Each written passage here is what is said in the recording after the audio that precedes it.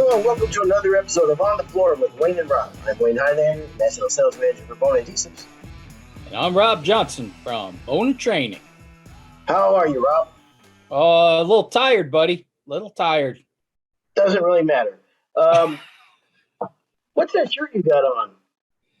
This is the shirt that I'm going to wear for the 4th of July parade. Huh. You mind standing up? I see is there a flag? It's my festive type. Oh, looks nice. Shirt. You know, it's got a lot of like old cars. Oh, yeah, I like it. Nice. What's the hat say? 1918 Chevrolet. Do you have anything on you that says that you work for Bona at all? No, not today. No? Right. No. Well, you know what? You're getting ready for the holiday, which I loved. So, right on. Sounds good. I appreciate that. Thank you for your. I actually think that there's more to celebrate this year for you right now, other than the 4th of July. You want to talk about that? Yeah, well, that's why I'm a little tired. Got the call last night. I don't know, about 2-3 o'clock in the morning, that Rebecca had her baby girl, Charlotte O'Neill McSweeney. Came in at 6.44 pounds, 18 inches. Yes, give her a bell. Absolutely. Mother, baby, and father are all doing very well. They're all a little tired. Nice. You know, the real cool thing, my father-in-law, today is my father-in-law's birthday, and Pauline's dad was just one of the greatest guys you'd ever meet. He was chief of police for Conrail. Just from the first day I met him, even before I was dating Pauline, what a great guy. Well, he passed away of cancer a few years ago, and today was his birthday. So what a day for his great-granddaughter to be born on. I mean, it was... Holy smokes. I know, kind of sent chills up Pauline and I's spine. Yeah. That is very cool. Yeah, very cool. I know. That I couldn't believe it. I mean, as soon as we heard, like 3-4 o'clock in the morning, Pauline tells me, you know what, today would have been my dad's birthday. Wow. And I'm like, oh my God, what a great day. I mean, what a day for that kid to be, because everybody always looked at this kind of a sad day, because Mr. B ain't around anymore. And so now we got number 5, got my first granddaughter. That's fantastic. Congratulations, man. 4 boys, 1 girl. Yeah, thank you very much. Appreciate it. I know she'll be over the top. So. Oh, I haven't seen her all day. I bet. I've never been a godfather to anybody, and I know I've never met her at all. So, but I'm just, you're just throwing your name out there, huh? I'm sending an application. Yeah. I'll definitely talk to the kids about that. Why not? There's no real responsibility that comes along with being a godfather, huh? There's no legal thing like. I think if the parents pass away, the godfather's job is to make sure the child is brought up Catholic. I think that's the whole thing about being a godfather. I think I could do that. Yeah. Just call her, once a month. You go to church. Yep. Okay. You're good. Yeah. Checking in. Yeah. Yeah. I could be wrong about that, but I thought that was the one godparent duty. I think that's probably the case, but also there's like implied things that you need to, that you should be around for. And I don't know if I could commit to those. So it's a lot of, you got to give extra gifts. That's the deal. Yeah. Okay. Yeah. So they'll be looking. I mean, if you get the nod, they're going to be looking for stuff. Well, easy. Okay. You did lose some sleep. Seriously, congratulations, man. That is awesome. Is that the first granddaughter? That is, she's number 5, but she's the first granddaughter. So awesome. Congrats. I don't know when this is ever going to end. I don't know how many we can end up with a dozen. Yeah. I don't know where it's going to go. Oh, that'd be nice. All right. One more thing. I'm pretty sure this puts me in the Parent Hall of Fame. Another Hall of Fame, huh? Another Hall of Fame for me, definitely. Parent Hall of Fame. All three of my kids are married, own a home, have a job, and now have kids. So I said to Pauline this morning, I go, we've really done our job. We can just check out now. We're good. We've done it. Yeah. Now you can be a pain in the ass to all of them. Now you can go around and make them feel guilty and do stuff. They'll all say, "Oh, he's going to start now. He's been like this for 40 years."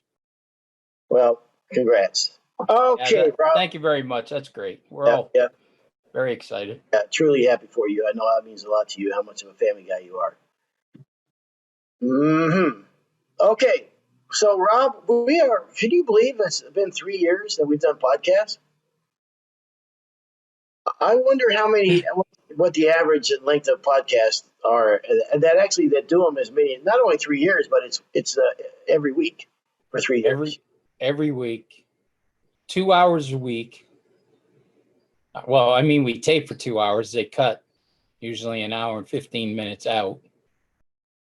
This is like the only one we've done during daylight hours. Maybe that's why I'm so alert.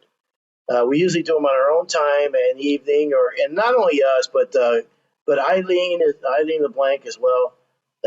It's so much work for her and for Chris that does the editing, and even for him. I mean, he's got a lot of things on his plate, and for him to take the time out and do this, it's a lot of work for them as well. So we want to thank them for all their hard work that they do. Really, I thought you and I just kind of made their jobs pretty easy.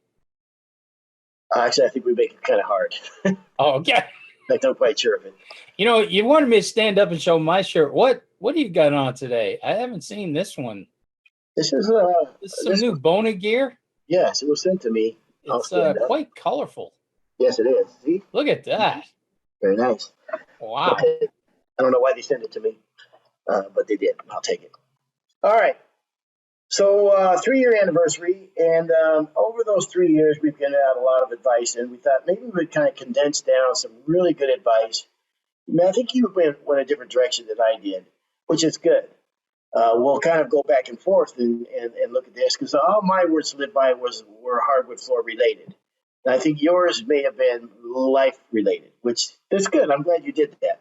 And I think we can talk about that. What do you think? I was just going to shoot mine off like a David Letterman top 10 list, but yeah, perfect. That's perfect. All right. Well, why don't you shoot yours off David Letterman top 10 list? Well, you know what? I'm trying to think of anything that. Well, okay. Wait a minute. Yeah, I got my first one. You accidentally found the flooring one? It's one that anybody who's been to one of my trainings has heard me say in my opening. Mm-hmm. Perfection is not attainable. But if we can chase perfection, we can catch excellence. I've heard you say that a lot of times, and I like that. I threw that up on Instagram a long time ago as a wood floor man's creed, and I had a lot of people call me and say, "Man, that's just perfect for a wood floor guy." Have you ever thrown anything else up on Instagram? A lot of baseball pictures. I was putting up a lot of class pictures. I need to get back at it. I don't think I follow you on Instagram. I don't know if I do or not. I have an Instagram account too. I don't know what it is, but I try to keep up with it, but I have all flooring stuff on mine. So, what am I? Mine's about half and half, family stuff and a lot of stuff from classes and everything. Okay. Instagram. I am Wayne Highlander. Apparently, I'm Wayne Highlander on Instagram. Okay, I have 672 followers. I'm following 377. I don't know what that means. It's funny. You're Wayne Highlander. I got some pretty cool floor pictures on there. Yes, I am. I'm Rob Johnson 9663. Sweet. Boy, we really went with some. Yeah. Some really put a lot of thought into our into our handles there, didn't we? Yeah, I thought it was something else, but okay, whatever. Anyhow, sorry about that. Okay, I like that. Well, you've talked about that before, and I think that's that makes a lot of sense. Hit me Words, with another. words to live by. Yes. So you gonna go give me one, or you want all of mine at once? I was going to, and then you said you was going to like rip all yours at once. I'll do mine. We'll go back and forth. Yeah, let's go back and forth. Okay. You see how everybody, just want everybody to know how much we practice before we do these shows. You know? Yeah. Let's see how well it works out when we practice. It doesn't. All right. So mine, and look, some of these are going to be we've heard before, but if you condense down my 30 years of being a flooring contractor and say, hey, okay, well, give me some tips to live by. I'm starting off in this industry or whatever. This is what I came up with. Number one is don't watch it dry. We talked about it so many times. Just don't watch it dry. All right. Wait. I talked to a guy last night from Montreal at around 10 o'clock. And we're going to talk about Domo. We're going to talk about Bona's new product, Domo. Okay. Amazing product. Okay. I've been using it in the schools. I've been playing with the paints and tinting it and glazing and all sorts of stuff that I'm really not supposed to talk about, but we've been playing. You know, that's how we figure stuff out. And the way that it flows and levels and applies, the durability, this is just an awesome product. But it is a heart attack in a can. I have never seen anything dry crazier. No kidding. I mean, I don't know if you've seen this yet at the schools or anything, but at one point, it almost looks like you've painted the floor white.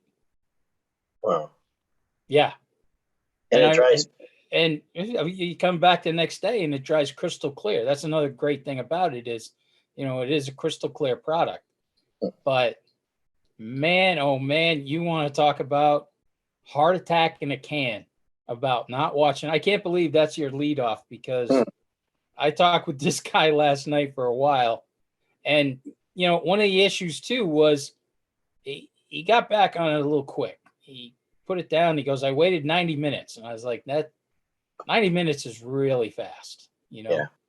And he said, I had one spot that was pretty white, and he went in and scraped it and all that. And I was like, it just wasn't dry. That's all. You just had to, you know, 90 minutes, but you know, it's late at night. So you want to get home. I get it. Sometimes we try to push the envelope, but Eileen's in marketing. We should talk to her about, put a blurb on there or something, because it's the first time I saw it, I was like, "What? This can't be old finish." You know, I mean, I couldn't believe it. But come back, and it was Jeff Ofredo and Jeremiah both told me. They were just laughing their butts off. Like, don't worry about it. It'll be crystal clear tomorrow. I was like, that, no way.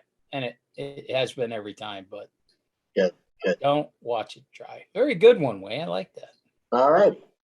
What you got? You think practice is boring? Try sitting on the bench. Yeah, I like that too. As a sports guy, I like that. Yeah, I like sports stuff, you know? Yeah. I relate to it. I like sports, so I relate to it. Not that I'm the greatest of players or anything, but still. My next one is trust your instincts. If a situation doesn't feel right, back out. Listen to the voice in your head that says this could end badly. You know, there's things in the book that, you know, we do X, Y, and Z, and there's how you do things properly, whatever. And then there's gray stuff. And then there's also people that are part of that equation, and they're always in the gray category because you never know how that's going to go. I've learned to, and don't be afraid to trust your instincts if everything isn't lining up the way you like. As a business owner, that's one of the nice things about owning your own business is you have the ability to say no. I can't say no. You can't say no. We work for a manufacturer. Other people that work in a lot of other businesses or jobs, they can't say no. But as a business owner, it has to be part of your makeup. You have to say no if it's not feeling right. Usually, the things that I've got into that didn't go the way I wanted to, there was something in the back of my head saying this doesn't smell right, and I went forward. So if it don't feel right, trust your instincts and say no. I've heard you say this before on the show. This is definitely one of the ones you live by. Yeah. I've heard you say that before. Yep. Sometimes the best job is the one that you walked away from. 100%. All right. Okay. Don't judge others. You don't know what they're going through. I can see. Well, I agree with that. I agree with part of that. But there's this thing you hear all the time now that people say, you don't know me, you can't judge me, you don't know me. I judge everybody, absolutely everybody, and you know something. We know. So do you, and so does everybody. I hope kind when I judge them, whatever, but I give everybody a fair shot. But I think we all judge everybody. But I think the key is just to be kind and have this magic word is empathy, right? Yes, I know I said I have empathy for people that break down the side of the road, but I don't stop and help them. You know what someone told me the other day, and I thought it was very interesting. I thought about you. I heard this lady say the difference between people on the East Coast and the people on the West Coast. And tell me what you think about this. This person said that the people on the West Coast are nice, but they're not kind. And the people on the East Coast are kind, but they're not nice. And the example she gave is changing a tire. You got a flat tire. On the West Coast, now believe me, I'm just throwing this out there. This isn't me, but I thought it was interesting. I thought I'd get your take on it. In the West Coast, if you got a flat tire down the side of the road, someone might go, "Oh, wow, that's a shame, man. I'm sorry you're going through it." And keep going. On the East Coast, my style go, "What's the use? You dummy! You can't change a tire. Your dad didn't tell you how to get out of the way. Let me change it." You see what I'm saying? Yes. And I wonder how true that is, because there may be a ring of truth to that. I don't know. Well, I'll agree half with you, because I definitely think she's right on East Coast people.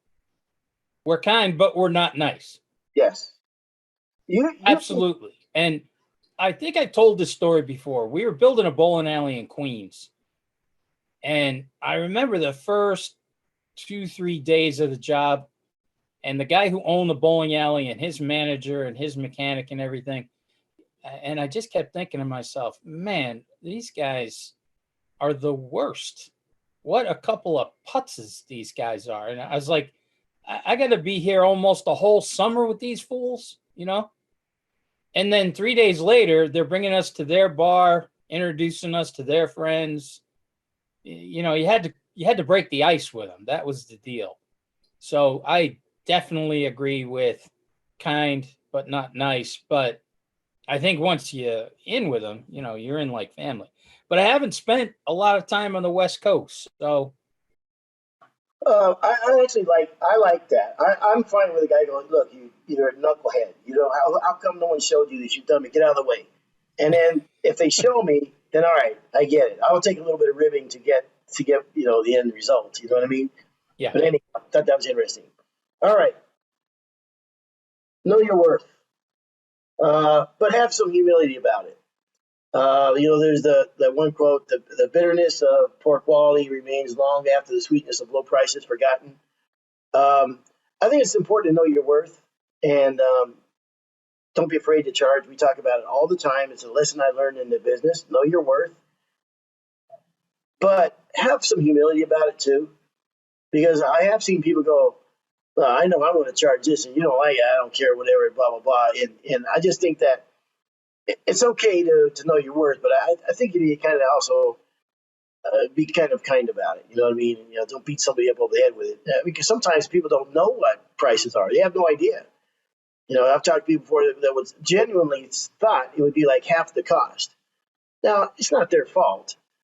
I'm still not going to lower my price. You know what I mean? But Yeah.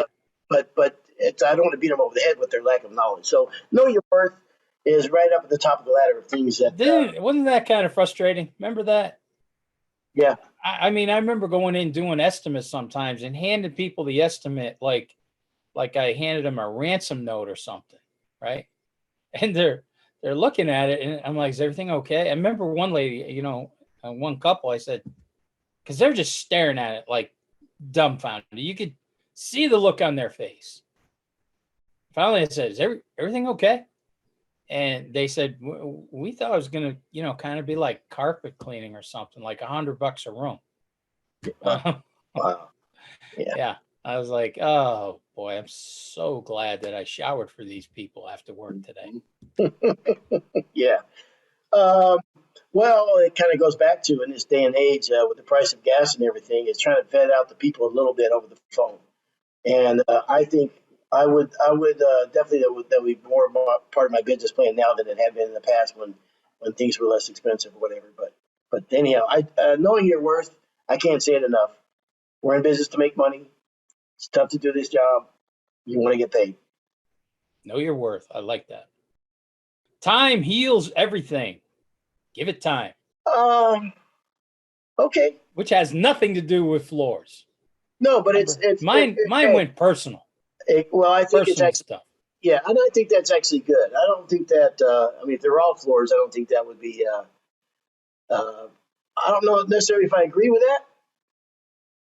I think there has to be another part of that equation, something about forgiveness, but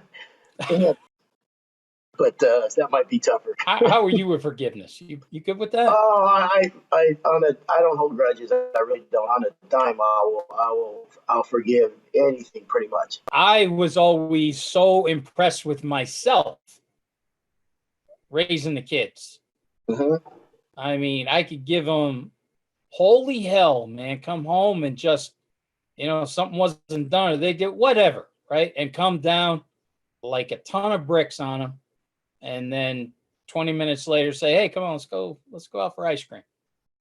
Don't hold the grudge. Come down hard. Don't hold a grudge though. So I actually think that's a really good one. That was when you just said there, even owning your own business and working with employees, because I can be like that. Like I will come down hard, but then all right, let's turn the page. Let's go. What else we got going on? You know what I turn the mean? page. Yeah, that's Yeah, I and I like don't, that. and I'm Yes. not going to show up the next day with that same feeling that I'm disappointed in somebody. You know what I mean? Oh God. Yeah, and you've seen it how many times? Yeah, and it's not good for you. It's not good for them. So get it out. I'm a big believer in that East Coast mentality. Get it out. Do what you got to say. All right, are we clear on that? Then let's move on, and then forget it. You could definitely be East Coast.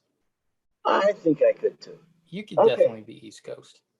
I'm gonna go with another one. Learn from others, both good and bad. Things I've learned in life and with other contractors, I've learned as almost as much from bad contractors as good contractors. I'll give you an example right now. The guy, there's somebody working on the house next door, and he looks like he does pretty good work. I asked him for a quote on replacing my deck, and he goes, "Okay, yeah." He took my information, blah blah blah. It's been a month now. He hasn't called me. I haven't Oh, seen him. He'll be back over there. Wait till his shows up again. I can't wait to talk to him. It's such a pet peeve, man. If you got to make the hard phone call, just make the phone call. If you don't want to do the job, just say you don't want to do the job and just get it past you. Don't procrastinate and move on. But I think that's a big one. I think, and also in business and in life. Well, let's just start with business. Um, if you let stuff drag on and you don't make that call, or someone has a problem, you don't want to call back or whatever. It's been my experience. One of the best things I've learned is get it done right now. Matter of fact, get it done first thing in the morning. If you got a list of things to do, get that tough one off your plate right away. You'll feel better the whole day. More than or like, or give it time, and everything will go away with time. that's kind of the opposite. That's what you wish would happen, but in business it doesn't work like that. So return that phone call on time. Don't procrastinate. I'm going to tell you a quick story, and I think I've told it before. When Pete and I left my dad's company, this is going to go with give it time. Because Pete and I left my dad's company, did a white floor in July for this woman over in Albany. And she calls us in February, calls me in February, says, geez, Rob, there's black lines everywhere. And I said, Mr. Plester, no problem. I'll come over and take a look at it. And it wasn't black lines. It was just her floors were shrinking. I neglected to explain to her because she had dark brown floors going to white. She's going to see seasonal expansion where we live. So right away, she's like, no, I've been living in this house 40 years. Never happened before. It's something you did. I want the floors ripped out and replaced. So when I say time heals everything, when Peter and I are driving home from this fiasco, he's like, what are we going to do? I go, I'm going to lie to her for the next 6 months that we've got specialists coming in or so-and-so didn't call you. I mean, every horrible thing I can do. I said, just to buy us enough time to get into June or July and the floor swells back up and we're good to go. Yeah. So, yeah, maybe that's why I wrote that time heals everything, because you would have thought I would feel guilty about telling all the crap to that woman, but no, not one bit. I felt I was helping her. Yeah.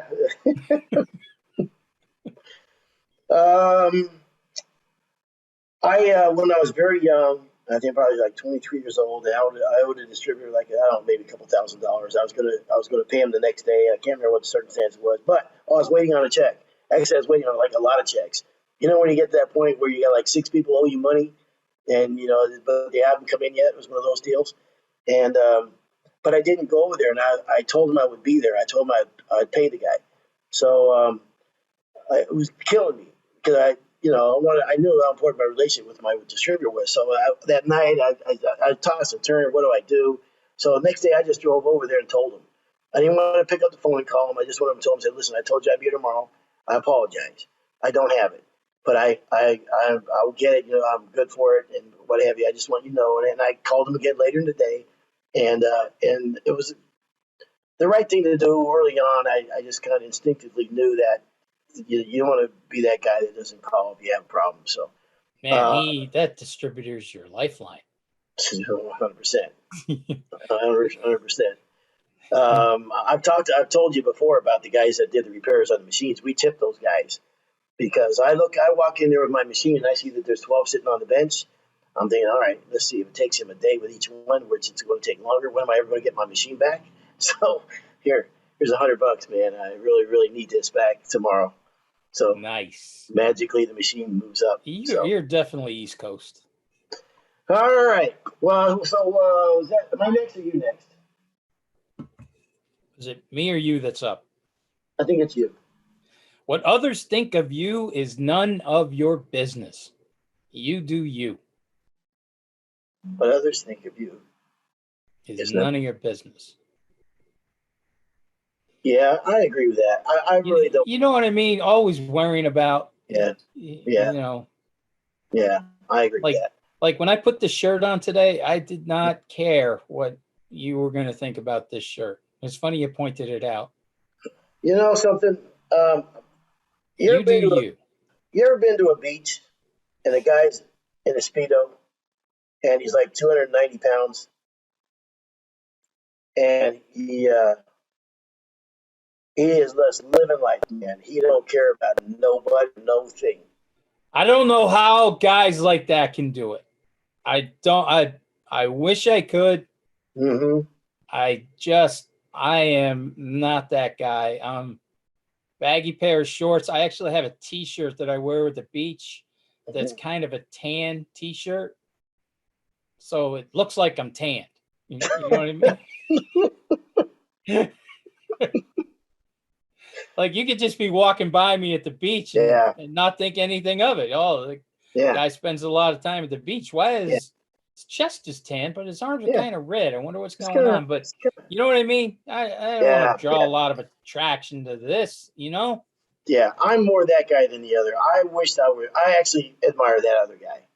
You know what I mean? That just says, you know what? I don't know none of you guys. Screw you guys. I'm going to go out there and be me. And that is a definite you do you. Yeah. I like that. I admire that. Especially as I've gotten older, and that's why sometimes you see a lot of old people that flat out don't care what anybody thinks. You know, I mean, when you get to that point in life, you can say anything or do anything. You just don't care what nobody cares or what they think or whatever. You're in a good place. You know, it's funny you said that. A buddy of mine, I used to talk to his dad a lot, and him and his wife had got back from a cruise. And this is a few years back. And I said, so, Mr. Cook, how was it? He goes, oh, it was great. And Mrs. Cook says, well, you're going to tell him? You're going to tell him what you wanted to do? And he goes, yeah, we went to a nude beach. Now, this is an older couple, right? He goes, but you didn't have to be nude. Me and the commander, that's what he used to call his wife, the commander. He goes, me and the commander, and she said, Bob, the only people that were naked were hairy old men. It was the most disgusting.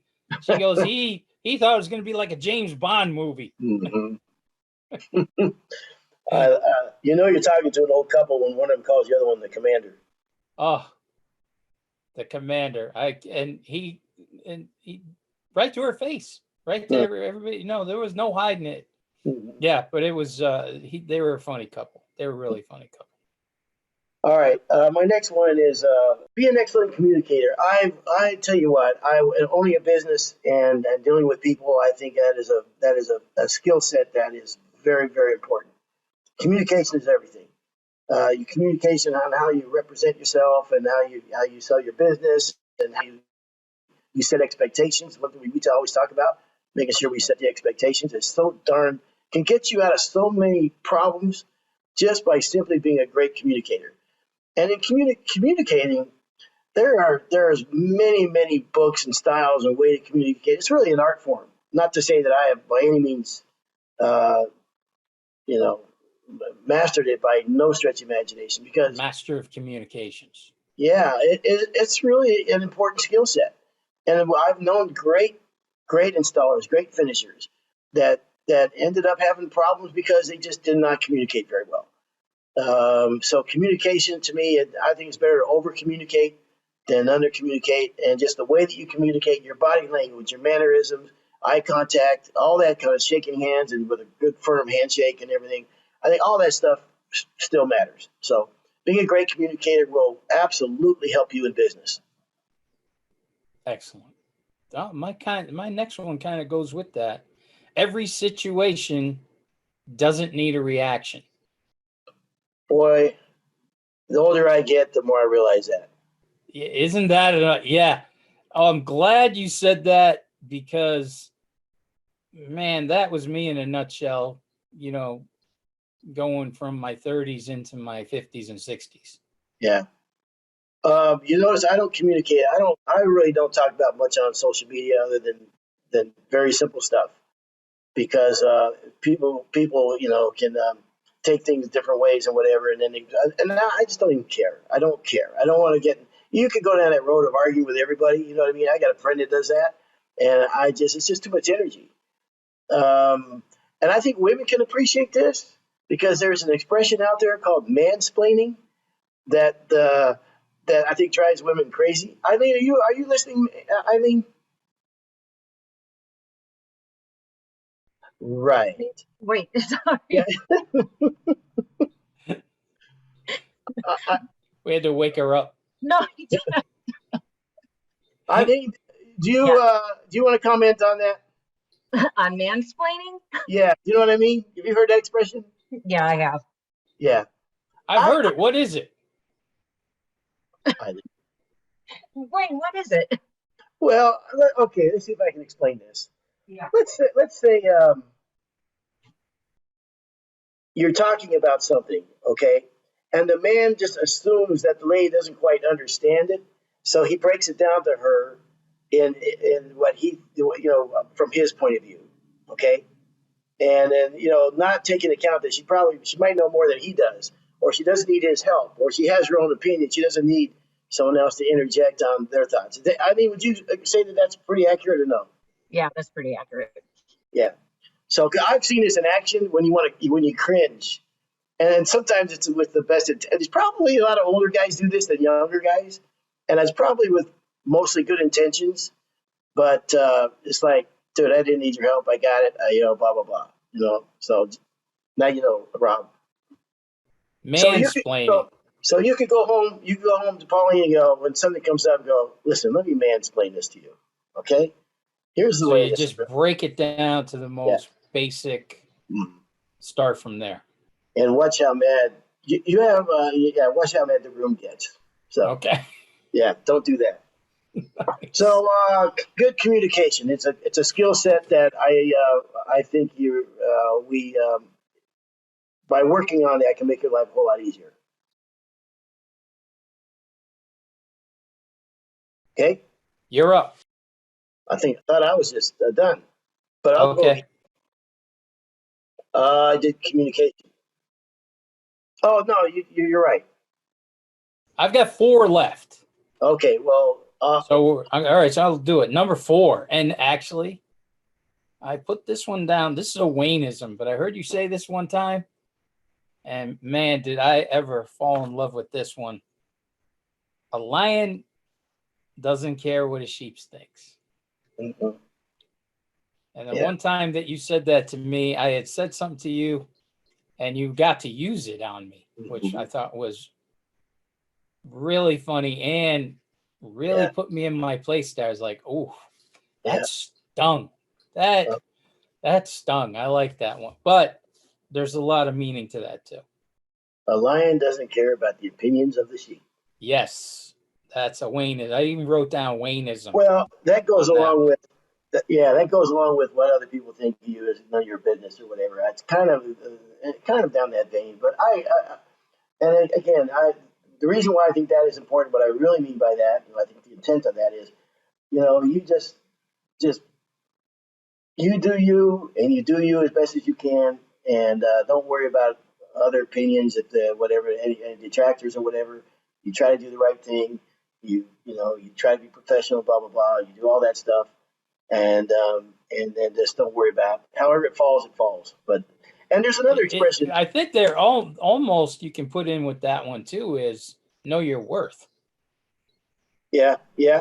That kind of falls in line with.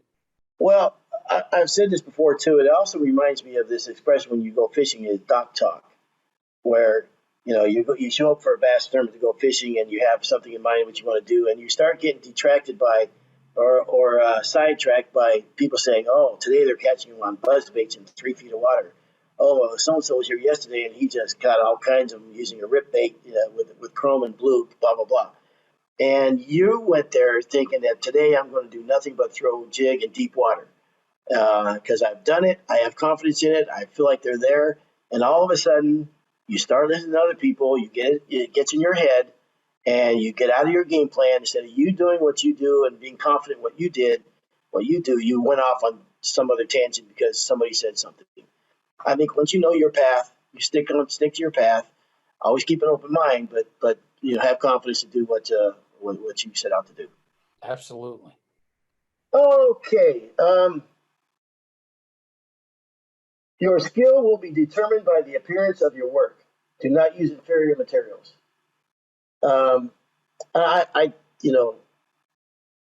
Even when I didn't have much money and I was starting off in the business, I knew it was important to use good products. I knew it was important to surround myself with good people. I knew it was important to, even with a kid that didn't have much, to carry myself like I did, and to look up to people in this industry that I respected, and to surround myself with good people and have good intentions. And I think that I don't get bogged down. I hate the expression, hey man, don't work too hard today, man. Hey man, take it easy. And that really drives me crazy. Because why not? Why not? You know what I mean? Get up and attack today. Get up and work off, man. I mean, just because that's because it's a positive thing to do in life. I don't like that mindset. And it has nothing to do with my job now or whatever, or even a contract. I think no matter what I was doing in life, that's my feeling. Just get up and do the best you can for that day and try to learn something, try to make today better than yesterday. This is unbelievable. We didn't even practice. We practice? did not. We're talking about practice. Practice? Who was the coach who said that? It wasn't the coach. It was a dude from the 76ers, basketball player. Okay, I thought it was the coach. Because I No. know there was one football coach who was screaming playoffs. What? Playoffs. Yeah. I I remember can't him too. believe that you said that. We didn't know what each one of us was going to say. No. And you just went on yours. Now we're getting towards the end. Mhm. So these are the ones that are really important to you. And you just said attack every day. My number 3 is Sharks don't complain about it being Monday. Ah. Get up. They Mhm. get up every day and just do shark stuff. Run around, chasing, biting, being a shark. Yeah. I've never heard that expression before, but I like it. Yeah. Wow. I like it. Yeah. All right. I'm happy I got one for you. It reminds me of another expression. Let's see if I can get this right. And this was in reference to the country singer George Jones and how good a singer he is. And the guy in the article wrote, "When a deer gets up in the morning, it doesn't say to itself, 'I'm going to run pretty today.' It just runs." It just runs. Right? Yeah. I Yes. like that. I like that one too about the Sharks. Say it one more time about the Sharks. Sharks don't care about Monday. The Sharks don't care it's Monday. They just get up every day, running around doing shark stuff, biting, chasing, being a shark. I like it. Shark doesn't care about Mondays. I can't believe that was right after what you were just talking about getting up and Yeah. attacking the day. Mm-hmm. Wow. East Coast, West Coast. We're in sync. All right. And a bell. Yes. Getting close to the end now. I got 2 left. Okay, then I'll go with 2 as well. I'll start with every step you do should complement the next step. And the more you get in that mindset, and when you finish something, I want to be completely done and finished and perfect before I move on to the next step. And then I get that done. I want to get that done because that sets me up for the next step. I don't like going backwards. I want to get something done, and I want to keep making progress. I've worked with guys before, and I know a guy I worked with for a while. He would get the job done, and it would be stunning. But it was like 1 step forward, 2 steps back, 3 steps forward, 2 steps back, 1 step forward, 1 step. You know what I mean? It's like he never quite finished anything, and he went on to the next step, had to drop back to that step, and then he had to do that. And he go, well, we didn't quite finish this step. Well, let's just finish something and move on. Reminds me of the guy that one time I said, well, how much did you get installed today? Oh, I did about 1,200 feet by myself today. Wait, you installed 1,200 feet by yourself today? That's fantastic, man. Oh, great day. Then I go out to the job site, and yes, he did. He didn't lay up any of the walls. He did like all but the last 4 rows, every single wall. He didn't do the closets. He didn't do. So the next day he's going to get 60 feet. You know what I mean? Yes. You could, instead of finishing that room, you just went to the next room, laid that up next to the wall, which is fine if you're the one, but you left it for me. You know what I mean? No, I know exactly what you mean. Yeah. Yeah. All right. I'm going to go to this job. Pete's going to go to another job. How'd you do? Oh, I got about 800 feet done. Oh, man, that's awesome. Yeah, I drummed it 3 times. I didn't edge once. I didn't scrape a corner. I didn't go under a radiator. Oh, yeah, that was me, man. All right. What else you got? My kids sent me this one, and for some reason, it's always just cracked me up, but it always made a little sense. You can't hurt my feelings. When I was a kid, I had to hold the flashlight from my dad. Mm-hmm. And all of my kids, at one time or another, working on something, and I'm telling them, hold the flashlight, and they, not holding it in the right place, how frustrating that can be. And I start screaming at them and everything. And they saw that and sent that to me, and they're like, man, we got to get a plaque. This is you. I'm like, well, yeah, that was my dad too, so. So can't hurt my feelings? You can't hurt my feelings. I've had to hold the flashlight from my dad. Oh, gotcha. Okay. Yeah, I like that. It's pretty good. Oh, yeah. God. Well, yeah. the funny part about it was they had like specific stories, Yeah. Yeah, pretty good. We've all been there too, man. All right. I'm going to go with if you have a problem with something, you can't figure it out, It's a competitive market today, and there's no room or time for learning by trial and error. Sometimes, like, you kind of know how to do something, you kind of have an idea how to do something. Like, let's say playing herringbone, you have a pretty good idea about, there's still some questions in your head, and you keep marching forward, and you never get those questions resolved. I resolve that, find out what all the angles around something, no pun intended, before you move on. Don't be satisfied with I kind of have a pretty good idea how to do it. I don't understand it quite. There's enough knowledge out there now. It's easily accessible to find out all these answers. And otherwise, you kind of go through with this lack of confidence that you got it all figured out, and that hurts you from job to job. So if you're trying to figure something out, learn it. The question marks, I would even write down the question marks, the questions that you have, and these need to be addressed. And then I would not procrastinate on that. I would try to find out, all right, why are these things coming up? Why don't I have these resolved? And who can I find out in order to do this? So to make me better at it. I at all the trainings, I give this speech to almost exactly what you're talking about. And I'll say, if someone comes up to you and they're holding a magazine and they've got a wire brush, blue floor, whatever. Okay. We've all had that, and you're looking at it going, I've never done anything like that in my life.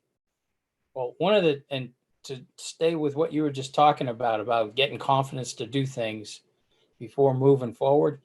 It's something that I tell everybody that comes to our trainings. Please use our training centers for that kind of a deal.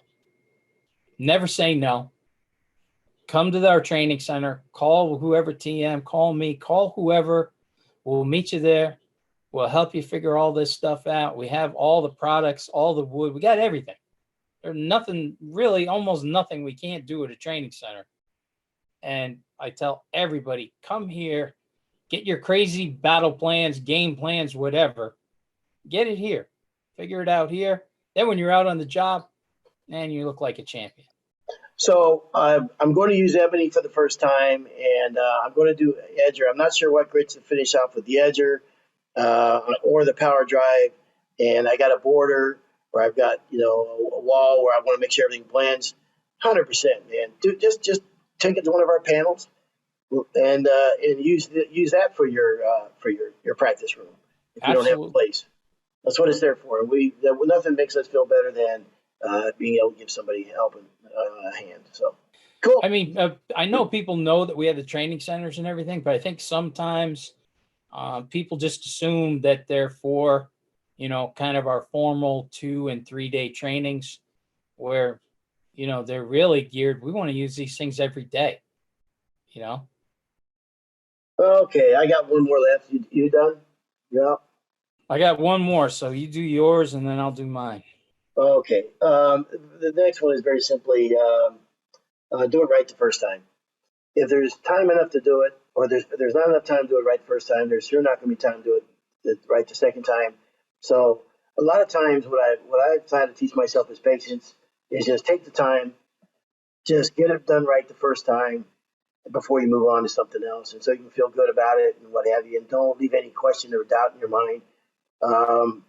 If the subfloor is too wet, it's too wet.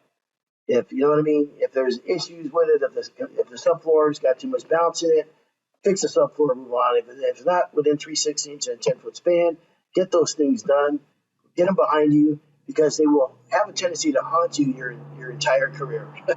If you don't, there'll be so many things out there lingering that can catch you that you don't know when that dial is going to come around. It's going to boom. Okay, I didn't do this quite right on this job. Now all of a sudden this comes up, that comes up.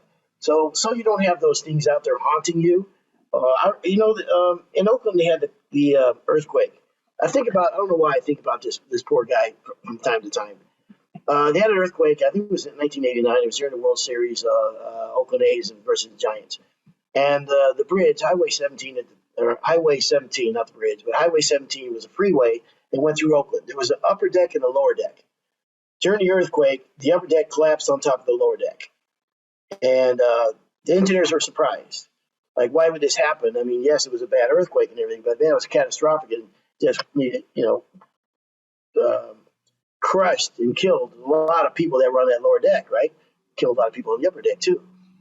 But when they went through to find out what happened, how did this go wrong with all the engineering and everything, the columns, they put the columns up and the big columns, and they put the freeway on top.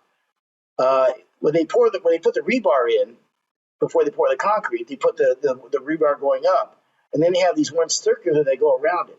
Well, they left them out. That engineer, they left him out, and he said it's haunted me my entire. He was retired.